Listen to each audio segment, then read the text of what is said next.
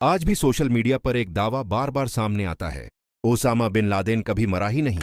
कोई कहता है उसकी बॉडी कभी दिखाई नहीं गई। कोई कहता है सब कुछ अमेरिका का बनाया हुआ ड्रामा था।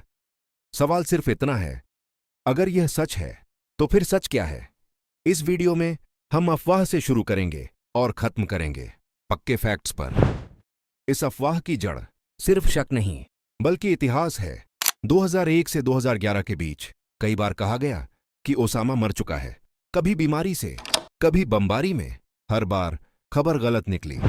इसीलिए जब 2011 में उसकी मौत की घोषणा हुई, लोगों ने कहा फिर वही कहानी, अब अफवाह छोड़ते हैं और उस इंसान को समझते हैं। ओसामा बिन लादेन कोई गरीब या अनपढ़ आदमी नहीं था। उसका जन्म सऊदी अरब के एक बेहद अमीर परिवार में हुआ।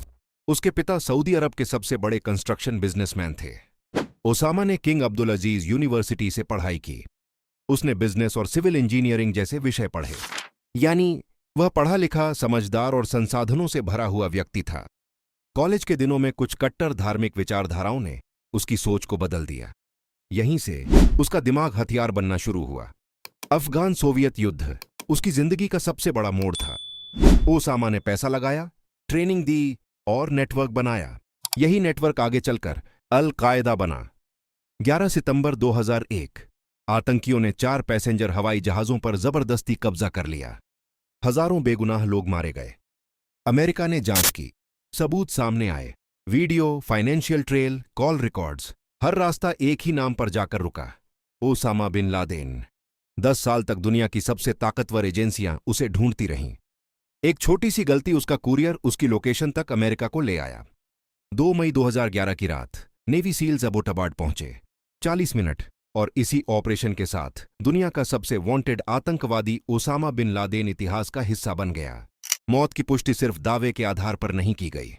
डीएनए टेस्ट किया गया, चेहरे की पहचान की गई और परिवार के डीएनए से मिलान किया गया। यह पुष्टि साइंस के आधार पर हुई।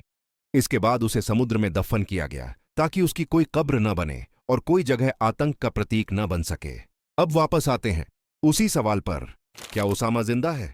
जवाब साफ है, कोई सबूत नहीं, कोई क्रेडिबल सोर्स नहीं, कोई वेरीफाइड एविडेंस नहीं।